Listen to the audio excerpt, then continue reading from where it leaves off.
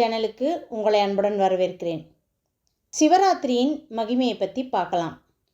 சிவராத்திரி என்பது மனதை கட்டுப்படுத்தும் மகாவிரதம். உலகம் பிரளயம் ஏற்பட்டு அழியும் நிலை உருவான போது அந்த இரவு பொழுதில் அன்னை உமாதேவி சிவபெருமானை பூஜித்து அருள் பெற்றார் எனவும், அந்த இரவில் தன்னைப் போல விரதம் இருப்போர் யாராயினும் அவர்களுக்கும் மோட்சம் அளிக்க வேண்டுமென பரமேஸ்வரனிடம் பராசக்தி வரம் பெற்றதும் இந்த சிவராத்திரி தினத்தில்தான். மனிதர்களுக்கு மிக முக்கியமானது 2 விஷயம்: நல்ல உணவு, நல்ல தூக்கம். இந்த இரண்டையும் விலக்கி சிவனுக்காக நாம் விரதம் இருப்பது தான் இந்த நாளின் நோக்கமாகும்.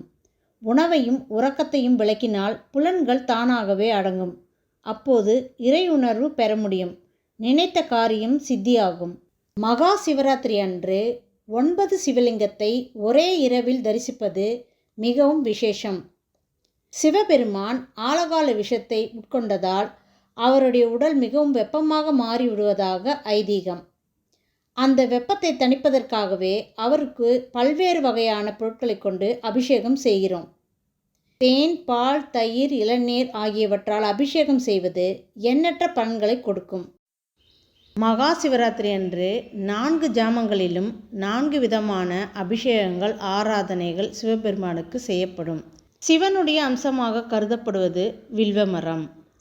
இதன் 3 இலைகளும் சிவனின் திரிசூலத்தை குறிப்பதாகும். வில்வ இலையில் உள்ள 3 தலங்களும் முறையே இச்சாசக்தி, கிரியாசக்தி, ஞான சக்திகளின் வடிவங்களாகும். சிவபெருமானின் அம்சமாக விளங்குகின்ற வில்வ மரத்தை சிவராத்திரியின் போது வழிபடுதல் அதிக நன்மையை தரும். மகா சிவராத்திரி அன்று அம்பாலே உணவு அருந்தாமல் இருக்கும் பொழுது நமக்கு ஏன் உணவு? முடியாதவர்கள் பால், பழம் சாப்பிடலாம். வீட்டில் இருக்கும் உணவுகளை சாப்பிடுவது நல்லது. சிவராத்திரி அன்று மக்கள் நிறைய பேர் கோயிலில் பிரசாதம் கொடுக்கிறார்கள். அப்படி கொடுக்கக்கூடாது. ஏனென்றால் விரதம் இருப்பவர்களை கெடுப்பது போல் ஆகிவிடும். பிரசாதம் என்ற பெயரில் சாப்பிட்டு கொண்டே இருந்தால் விரதம் இருந்து என்ன பயன்? பிரசாதம் கொடுப்பவர்கள் மற்ற நாட்களில் கொடுக்கலாம். திருவண்ணாமலையின் தல வரலாறு நூலில் அடிமுடி காண முடியாதபடி உயர்ந்த சிவன் லிங்கோத்பவர் வடிவம் எடுத்து பக்தர்களை உணர வைத்த நாள் சிவராத்திரி எனப்படுகிறது. சிவராத்திரியை லிங்கோத்பவ காலம் என்றும் சொல்வர். மகாநிசி காலம் நள்ளிரவுக்கு முன்னும் பின்னுமான நேரம். அதாவது நள்ளிரவு 11:45 முதல் 12:15 வரை என்று சாஸ்திரங்கள் கூறுகின்றன. நள்ளிரவு நேரத்தில் சிவனை வழிபடுவது பல நன்மைகளை தரும்.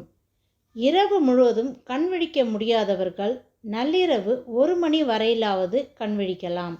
மகா சிவராத்திரி அன்று சிவபுராணம், கோளறு பதிகம், லிங்காஷ்டகம், பஞ்சாட்சர ஸ்தோத்திரம், நடராஜர் 10 படிக்கலாம். தமிழில் திருமறைகளும் ஓதலாம். சிவராத்திரி அன்று பஞ்சாட்சர மந்திரம் உச்சரிப்பதால் 100 கோடி முறை பஞ்சாட்சரம் ஜெபித்த பலன் கிட்டும் என்கிறது சாஸ்திரம். தியானத்தை கடைபிடிப்பதால் உடல் நலமும் மன வளமும் காக்கப்படும். நன்றி.